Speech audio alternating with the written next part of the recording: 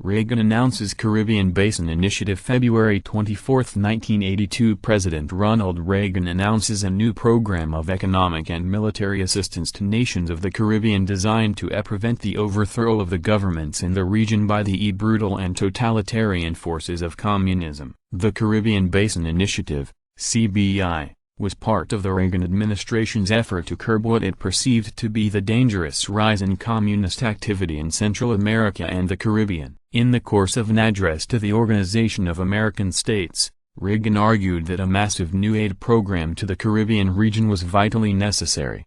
"Oh, if we do not act promptly and decisively in defense of freedom, new Cubas will arise from the ruins of today's conflicts. We will face more totalitarian regimes tied militarily to the Soviet Union, more regimes exporting subversion, more regimes so incompetent yet so totalitarian that their citizens' only hope becomes that of one day migrating to other American nations as in recent years they have come to the United States." Specifically, the president called for increases of $350 million in economic aid and $60 million in military assistance to the Caribbean. He also pledged U.S. assistance in increasing Caribbean trade with the United States and encouraging private investment in the Caribbean. Reagan's proposal was in response to what he and his advisers believed to be an increasing Soviet presence in the Caribbean and Central America. In Nicaragua, the leftist Sandinista regime had come to power in 1979. El Salvador was involved in a bloody and brutal conflict between government forces supported by the United States and leftist rebels. And on the island nation of Grenada,